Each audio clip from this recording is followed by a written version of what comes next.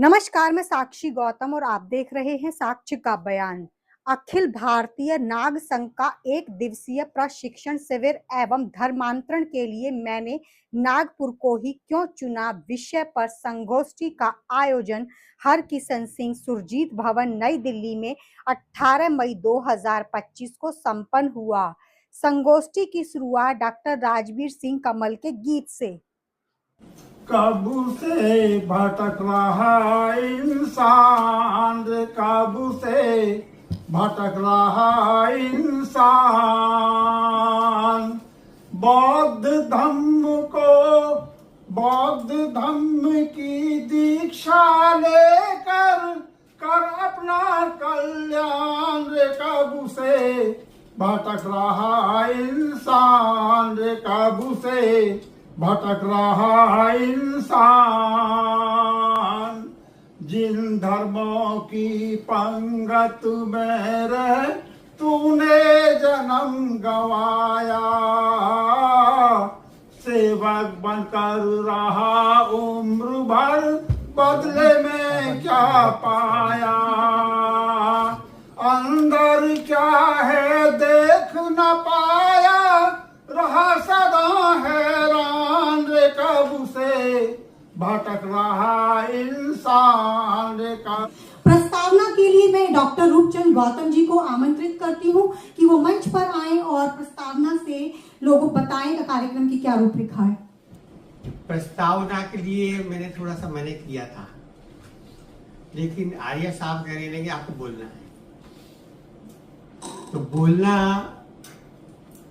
कहाँ से शुरू करूं? तो लगभग 2.5 घंटे से प्रोफेसर राजीव कुमार जी ने बड़ी विस्तार चर्चा करी है और नाग वंश पर चर्चा करी है, और वो चर्चा ऐसी बनी है, हमारे बीच में प्रश्न बहुत सारे उभर के आ गए हैं, और उन प्रश्नों को भी हम क्रमबद्ध रूप लेके चले तो अंतिम परिणाम ये आता है कि इतिहास ही गलत लिखा गया है।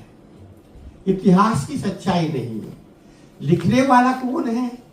सभी एक ही वर्ग के लोग हैं जिन्होंने इतिहास को लिखा है, चाहे वो सामाजिक स्तर पर इतिहास रहा हो, चाहे धार्मिक स्तर पर रहा हो, या वो पत्रकारिता की दृष्टि से रखा गया हो। सब जगह यही अनियमितता मुझे दिखाई देती है। मैं पत्रकारिता का विद्यार्थी रहा हूं तो मैं पत्रकारिता पे ज्यादा कर सकता हूं, बाकी का सामाजिक दृष्टि से या धार्मिक दृष्टि से प्रोफेसर राजीव कुमार जी ने समझाने का बहुत बड़ा प्रयास किया है। उनके लिए मैं बहुत बहुत धन्यवाद करता हूँ। दूसरी बात ये, हम लोग अभी भी हम 75 साल की आज़ादी में भी, आज़ादी कह सकते हैं हिंदू, उसमें भी हम लोग भटक रहे हैं। भटक इसलिए रहे हैं, अभी हम जो दूसरे वर्ग ने या एक विशेष वर्ग ने जो रेखा चित्र हमको दिए थे, हम उन रेखा चित्रों को साक्षात मान करके भटक रहे। कौन सा चित्र है? भगवान प्रोफेसर राजीव ने भी उनका जिक्र किया है कि समुद्र है, समुद्र में बहुत बड़ा नाग है, नाग फन ताने हुए हैं और विष्णु उस पर लेटे हुए हैं। अब इसी चित्र को हम समाज शास्त्रीय अध्ययन के माध्यम से समझें तो वो भी हमारी समझ से बाहर हो रहा है, और कोई समझाने का प्रयास भी नहीं कर पा रहा है किस तरह से उसे हम समझें। उस पूरा का पूरा चित्र ये दर्शाता है कि विष्णु ने नाग वंशों पे, नागों पे अपना पूरा का पूरा वर्चस्व कायम कर लिया। वो उस विष्णु की वैभवशालीता का प्रतीक है वो चित्र। वो हकीकत में नहीं है। इतना लंबा श्याम, इतने बड़े बड़े फल, वो काल्पनिक है। एक चित्रकार ने एक चित्र बना दिया और उस चित्र को हमने साक्षात मान करके हम उसमें नतमस्तक होने लगे। इसी तरह से दूसरा चित्र आता है हमारे बीच में, एक महिला का आता है, एक शेर खड़ा है, शेर पे महिला है, महिला के हाथ में, महिला के 20 हाथ हैं, 20 में 20 हथियार हैं। उसको भी साक्षात मानेंगे। एक महिला होगी, एक शक्ति है, और उस शक्ति का ये रूप है। वो भी एक चित्रकार की बात है। जिस समय ये शुरुआत हुई थी उस समय चित्रलिपि भारत में विदेश में मौजूद थी। चित्रों के माध्यम से इस लिपि का अभिव्यक्ति का आदान प्रदान प्रारंभ हुआ। आज वो ऐसा हुआ कि आज हम उसको साक्षात्कार मनुष्य मानने लगे, जबकि ऐसा नहीं है। इन्हीं बातों को लेकर के हम आगे बढ़ते हैं तो एक राजा बासुक भी आता है। कई राजाओं के नाम इन्होंने प्रोफेसर राजीव ने सुझाए हैं हमारे बीच में। तो ऐसे आने के बाद भी हमें फिर भी ऐसा लग रहा है कि हमारा इतिहास भ्रमित है, स्पष्ट नहीं है। हम उत्तराखंड की तरफ जाते हैं तो उस पर लिखा होता है देवभूमि, और बसों पे भी लिखना लगेगा। यदि उसकी गहराई में हम जाने लगे तो वो देवभूमि नहीं है, बौद्धों की भूमि थी। वहां भी बहुत सारे नाग हैं, वहां नागों के नाम से वहां चौराहे भी हैं, वहां मठ भी हैं, लेकिन प्रोबला थापड़ उसको भी गोल मोल कर गई। जो इतिहास लिख रही थी उसको भी गोल मोल करके लिखा गया है, वो भी स्पष्ट नहीं है। तो इन सब बातों को स्पष्टीकरण करने के लिए आईना का जन्म हुआ। जन्म नहीं होगा तो फिर अभिव्यक्ति एक दूसरे के पास में स्पष्टीकरण के लिए कैसे आगे बढ़ेगी, ऐसा मेरा मानना है। जो प्रश्न अभी भी आए हैं उन प्रश्नों पर भी हम कोशिश करेंगे। प्रोफेसर राजीव ने भी आश्वासन दिया है, मैं भी आपको कोशिश करेंगे। हम अलग अलग रूपों में इस तरह के सेमिनार, इस तरह की संगोष्ठी आयोजित करेंगे, और यही हमारा सच्चाई को सामने लाना ही आईना का उद्देश्य है। आईना का मतलब अखिल भारतीय नाग संघ का उद्देश्य है, और इसी उद्देश्य के साथ ये प्रस्तावना पूरी होती है। प्रोफेसर सौदान सिंह का मेडिकल के क्षेत्र में एक जाना माना नाम है। वर्धमान महावीर मेडिकल कॉलेज के कम्युनिटी मेडिसिन विभाग के डायरेक्टर एवं हेड भी रहे हैं। गोरखपुर मेडिकल कॉलेज गोरखपुर के प्राचार्य भी रहे हैं। मेडिकल एजुकेशन यूपी के डीजी भी रहे हैं। उत्तराखंड आयुर्वेदा यूनिवर्सिटी देहरादून के कुलपति भी रहे हैं। ऐसे विद्वान व्यक्ति से मैं अनुरोध करती हूँ कि वो मंच पर अपने विचारों को श्रोताओं के साथ साझा करेंगे। आदरणीय डॉक्टर सौदान सिंह का जोरदार तालियों के साथ स्वागत किया जाए। आप देखिए, जो आज का विचार मुझे गौतम जी ने बताया था कि बाबा साहब ने नागपुर को ही क्यों चुना, यही बात थी कि नागपुर में क्यों चुना। तो ये बहुत हिस्टोरिकल चीज है, हिस्टोरिकल चीज है। जैसे डॉक्टर राजीव ने बताया था कि हम इस देश में नागवंशी परंपरा है और सब संस्कृति है, और उसी के आधार पर हम पूरा देश जो है बुद्धमय था, और हम सभी उसी नागवंश परंपरा से उसी कल्चर में रहे। और यहाँ पर आप जानते ही हैं एक दूसरी वैदिक परंपरा आई, इसके बाद में वो संघर्ष हुआ, और इसके बाद में हम लोग किस तरह से दोनों में जब संघर्ष होता है, देश के जो नागवंशी बुद्धिस्ट लोग थे वो कितने, कहना चाहिए नॉन वायलेंस कहेंगे, संयम से रहने वाले लोग हैं, और हर चीज के बारे में, हर चीज का संयम से कायम रहते हैं। मैंने तो इस चीज को कहना चाहिए, यहाँ हमारे देश में हम हर जगह अपने साथियों से बुद्धिज्म, जय भीम, नमो बुद्धाय बोलते रहते हैं, और जिस तरह बात करते हैं। मैं जापान में पढ़ा, पीएचडी मैंने जापान से किया, तो 5 साल 7-8 साल मतलब रहने के बाद मेरा संबंध रहा। तो रियल में वहाँ देखा मैंने कि बुद्धिज्म को किस तरह से वो अपने दिनचर्या में अपनाते हैं।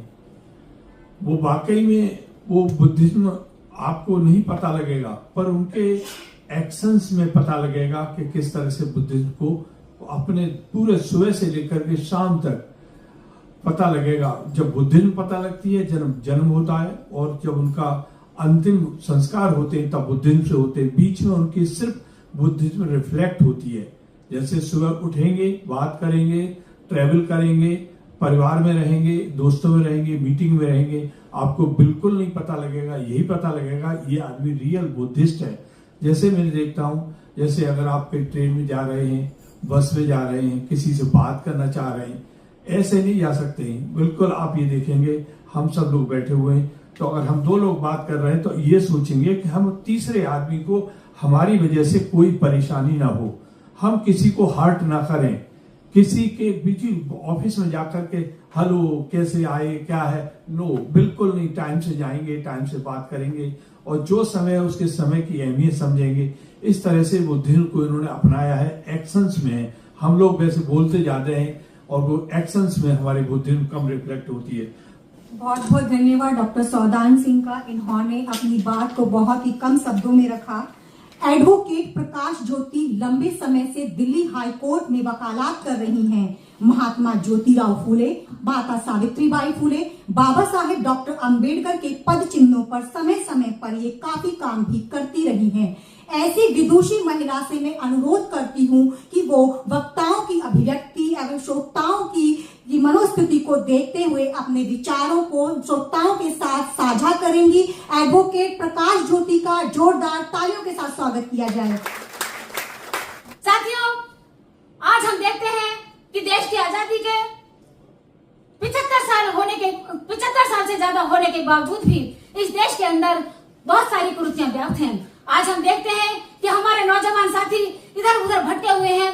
आज हम देखते हैं कि हमारे नौजवान साथी दो पैसे के लिए, थोड़े स्वार्थ के लिए दूसरों की चाकरी कर रहे हैं। मैं आप लोगों से बताना चाहती हूँ कि बाबा साहब डॉक्टर भीमराव अंबेडकर ने विषम परिस्थितियों में भी किसी की नौकरी नहीं की। उन्होंने एक अपना खुद का वजूद स्थापित किया और साथियों, केवल उन्होंने भारत में ही नहीं बल्कि अंतर्राष्ट्रीय स्तर पर अपनी पहचान बनाई। मैं इस देश के युवा साथियों से कहना चाहती हूँ कि बाबा साहब डॉक्टर भीमराव अंबेडकर के पद चिन्हों पर चलते हुए आप किसी की नौकरी ना करें, बल्कि एक ऐसा स्वर्णिम भारत बनाएं जो इस भारत के अंदर ही नहीं बल्कि संसार के स्तर पर आपको आगे ले जाने का मार्ग प्रशस्त रहे। बहुत बहुत धन्यवाद प्रकाश ज्योति जी का। अपना दीपक स्वयं बनो, इन्होंने एक आह्वान किया है। अपने घर में आप भारत का संविधान रखो, अपने बच्चों को कुछ पढ़ाओ या ना पढ़ाओ पर संविधान के 1 या 2 पेज जरूर पढ़ाओ, ये इनका संदेश था। बाबा साहेब डॉक्टर अंबेडकर के विचारों से प्रोफेसर टी.यू. फुलझरे काफी ओतप्रोत रहे हैं। इग्नू के डायरेक्टर प्लानिंग में भी रहे हैं। अपने जीवन काल में 100 से अधिक सेंटर इग्नू के इन्होंने खोले हैं।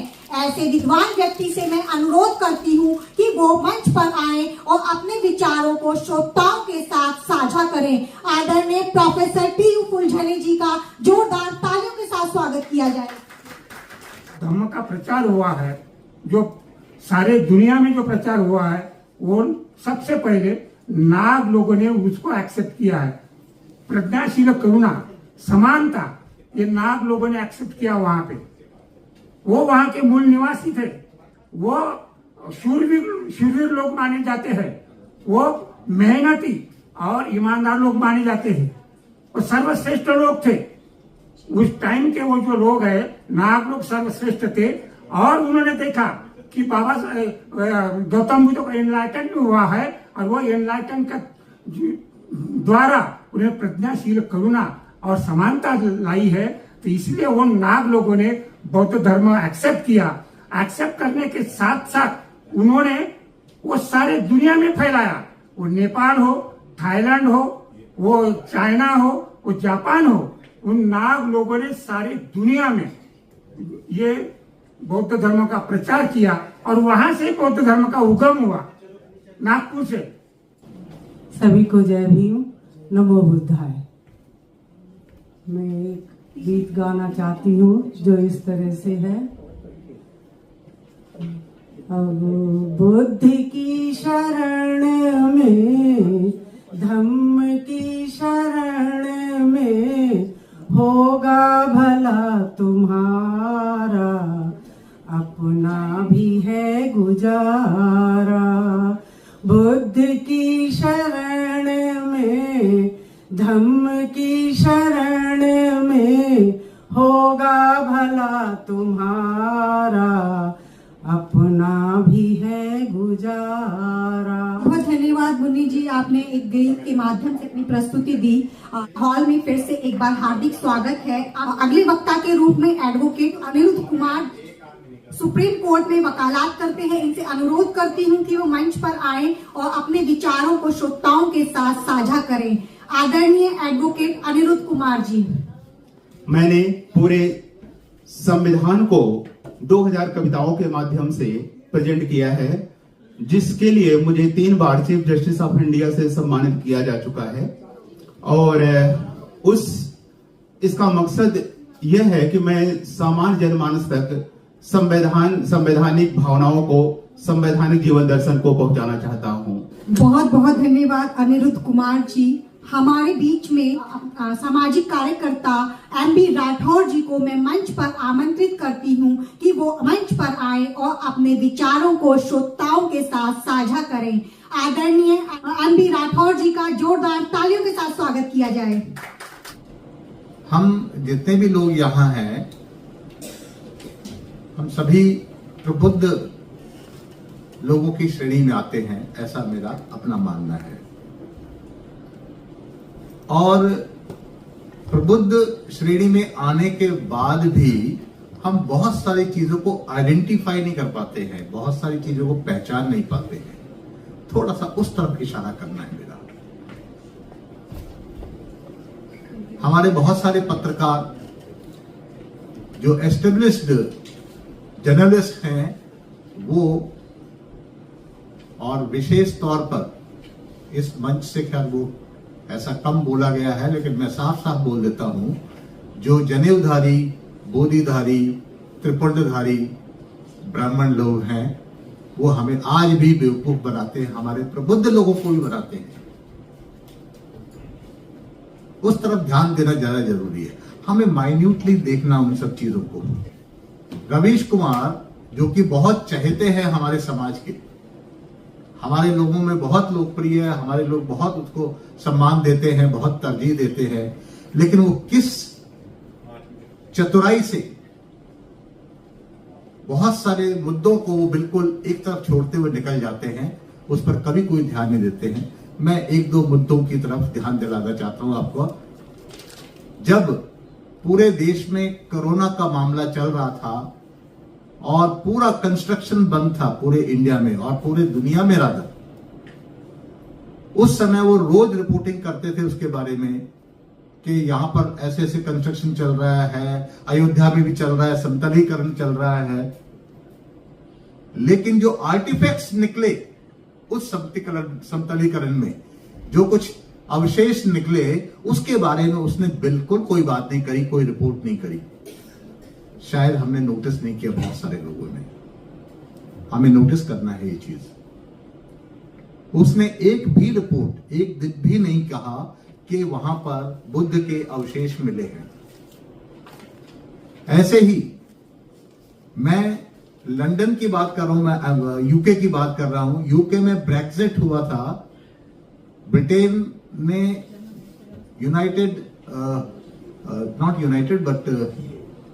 यूरोपियन यूनियन के 28 देशों से बाहर होने के रेफरेंडम हुआ, वहां रायशुमारी हुई और उसमें वोट डले। उस समय डेविड कैमरून वहां के प्रधानमंत्री थे। उस समय उन्होंने ये कहा कि नहीं, हमें बाहर नहीं होना चाहिए। खैर वो रेफरेंडम में 1%, मुश्किल से 1% वोट के मार्जिन से वो हार गए एंड ही स्टेप डाउन। उन्होंने बड़ा मोरल वो दिखाया, उन्होंने कहा था कि मैं छोड़ दूंगा, इसका मतलब ये मेरी पॉपुलैरिटी कम हो गई है, और स्टेप डाउन किया उन्होंने। एंड थेरेसा मे ने टेक ओवर किया। ये बात 2018 सितंबर 2018 की बता रहा हूं मैं। उस लेडी ने, थेरेसा मे ने, वहां के पार्लियामेंट में बिल लेकर के आई, वो बिल अगेंस्ट कास्ट डिस्क्रिमिनेशन। उस बिल को वहां के बहुत सारे, करीब करीब 7-8 मेंबर पार्लियामेंट्स जो कि इंडियन ओरिजिन के थे, और सारे के सारे वो जनेऊधारी थे, उन्होंने उस पर बात करी उनसे, और उनको मजबूरन वो विड्रॉ करना पड़ा। इस पर कभी कोई रिपोर्ट नहीं आई। कैलिफोर्निया में एक मंदिर बन रहा था, यहाँ राजस्थान से कारीगर लेकर के गए और उनको एक डॉर्मेट्री में, ऐसे हॉल में डॉर्मेट्री में डाला हुआ था, उनके पासपोर्ट्स लिए हुए थे। Nobody should impound the passport of anyone, ये उसका अधिकार है, उसकी आइडेंटिटी है, लेकिन उन्होंने ले रखा था और $1 पर उनसे काम कराते थे। वो $1 पर, $1 1 घंटा, सॉरी $1 नहीं, उस पर काम कराते थे। और वहां पर इतना शोषण था कि उन बेचारे मजदूरों को पता ही नहीं था ये सब। वो खुश थे, चलो ठीक है अमेरिका आ गए। उसमें से एक मजदूर की किसी वजह से डेथ हो जाती है और उसका केस जो है वो जब पुलिस में जाता है तो उसके बाद वो केस उधरता है और वहां की स्टेट गवर्नमेंट ने उस मंदिर के अगेंस्ट केस किया वहां की कोर्ट में। उसकी कभी कोई रिपोर्टिंग नहीं हुई। अगर उसका बेगूसराय का कोई मामला है, छोटा सा डिस्ट्रिक्ट है बिहार का बेगूसराय, उसका होम डिस्ट्रिक्ट है, वहां का कोई मामला होता था तो बिल्कुल देता था, रिपोर्ट देता था। पूरे 1 घंटे की रिपोर्ट होती, करीब 45 मिनट की। दिव्य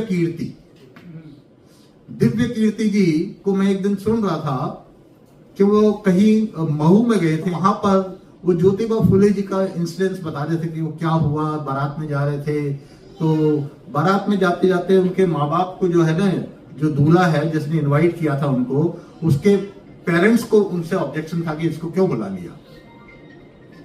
यानी पेरेंट्स पर थोप करके बाद पूरे समाज को उन्होंने निकाल लिया एकदम, जबकि ब्राह्मणों ने ऑब्जेक्ट किया था उसके लिए। So we have to very finally notice all these things. अगर हम प्रबुद्ध हैं तो हमें इंस्टेंसेस याद रखने की जरूरत होगी और वो रखना चाहिए, हमें उसका रिकॉर्ड रखना चाहिए। बहुत बहुत धन्यवाद एमबी राठौर जी का।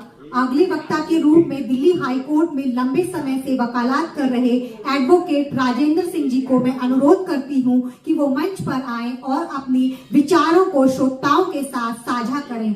आदरणीय एडवोकेट राजेंद्र जी का जोरदार तालियों के साथ स्वागत किया जाए। साथियों,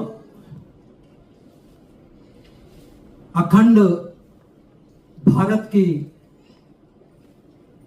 जब हम बात करते हैं और जब हम नागवंश की बात करते हैं, नागपुर की बात करते हैं और अखंड भारत की बात करते हैं, अशोक की बात करते हैं, अशोक के वंशजों की बात करते हैं, अशोक के क्षेत्र की बात करते हैं, तो पता लगता है कि भारत का जो अखंड भारत था वो बहुत बड़ा था और उसी की वजह से, बड़े क्षेत्र की वजह से, व्यवस्था को मेंटेन न करने की वजह से जो प्रॉब्लम आज भारत में आई हैं, जिन्हें हम देखते हैं, वो वास्तव में वही हैं। आज जब अशोक ने एक लंबा साम्राज्य स्थापित किया जिसमें आज 18 से ज्यादा देश बन चुके हैं, जब राज्य बनता है तो वहां आजादी मिलती है कि उस क्षेत्र से उस क्षेत्र तक लोग आ जा सकते हैं, क्योंकि उन सब लोगों को नागरिकता मिल जाती है। और जब भारत में बहुत सारे लोगों को नागरिकता का अधिकार मिला तो जो मैदानी क्षेत्र है इसमें बहुत सारे लोग आए और उन्होंने अपना निवास स्थान बना लिया। और जब अशोक के वंशजों का अंत किया गया, नए राज्य व्यवस्था की स्थापना हुई, वृद्धरथ को मारा गया षड्यंत्र के तहत और मनुस्मृति का ड्राफ्ट किया गया और नई कानून व्यवस्था लागू होने पर जो रूल्स आए, जो भारत के जो नागरिक थे, जो उनको अधिकारों से वंचित किया गया, जब लोगों को वंचित किया गया जो रूल्स के माध्यम से, तो एक ऐसा एरिया जो लालची किस्म के लोग थे, जो ये चाहते थे किसी भी तरीके से कि चाहे छोटे से छोटे हिस्से में हमारे राज्य व्यवस्था स्थापित हो, हम दुर्भाग्य से उसी भारत को जो आज भारत के नाम से जाना जाता है, अशोक के उस खंड भाग में हम रहते हैं। अशोक के उसी अखंड भारत में हम रहते हैं और उसी में जो मनुस्मृति लागू हुई उसी भाग में जब हम रहते हैं तो हमारे ऊपर वो समस्याएं, हमारी जो वो समस्याएं हैं वो खास तौर से हम पर गुजर रही हैं। आज हम पूरे भारत में जिसे अखंड भारत कहते हैं उसके भाग नहीं है, अब हम भारत के ही भाग हैं। बर्मा, कंबोडिया, थाईलैंड, वर्मा, ये जो देश हैं ये अखंड भारत के देश थे और जब अखंड भारत के देश थे तो वहां पर आज बुद्धिज्म है। जो अशोक ने बुद्धिज्म पहुंचाया था, जो नागपुर से गया था, जो नागवंशियों का था, वो आज बहुत सारे देशों में है। आज हमको ये बात समझने की जरूरत है कि जो भारत का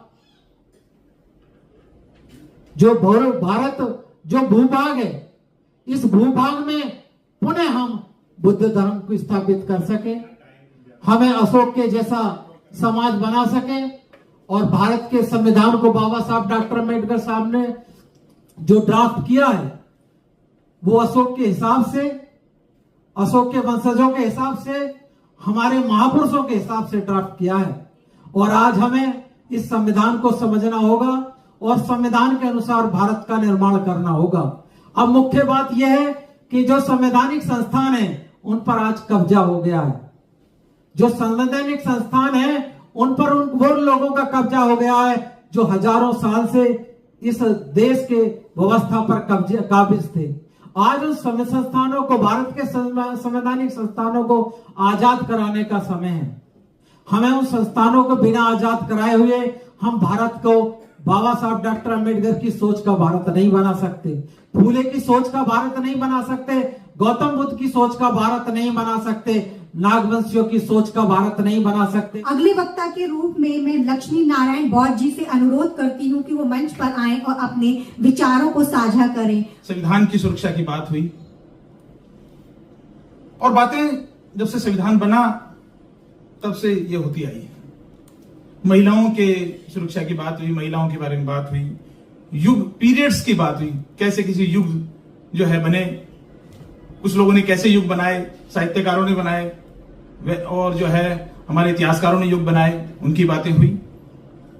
संस्कृत भाषा की भी बात हुई, कहां उत्पत्ति हुई, कैसा हुआ, और संस्कृत के बारे में कहा कि भाई जो है संस्कृत सबसे प्राचीन भाषा है हमारी, ऐसा प्रचार किया गया।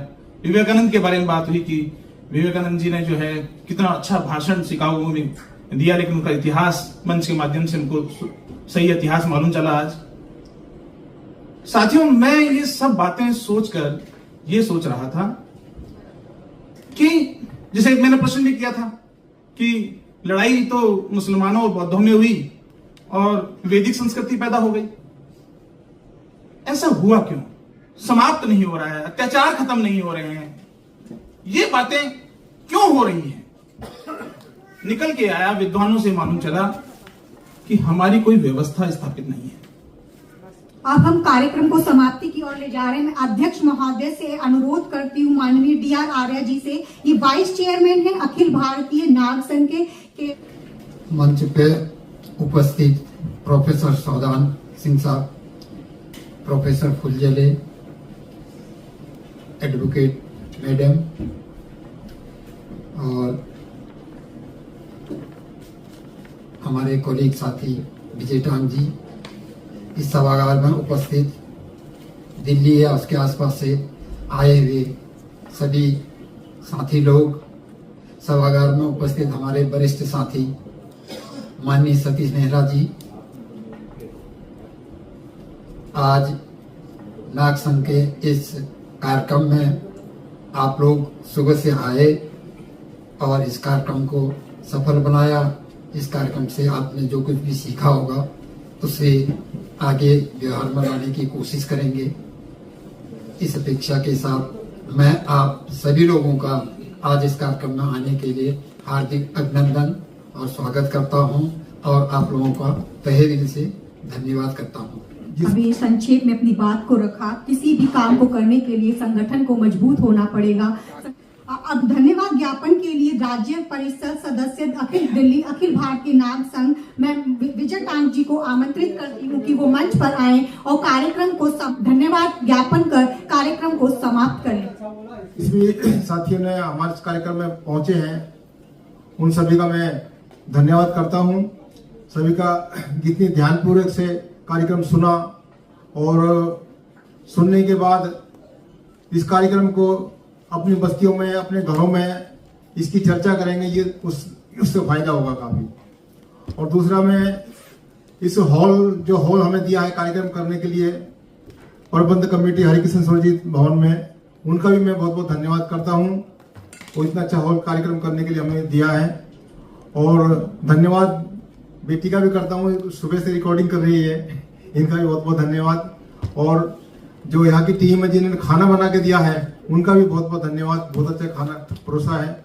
और आगे के लिए हम जो कार्यक्रम कॉल करेंगे आप लोगों को दोबारा करने के लिए, तो आप लोग इस कार्यक्रम में दोबारा के लिए आमंत्रित हैं, और इसलिए सभी का धन्यवाद।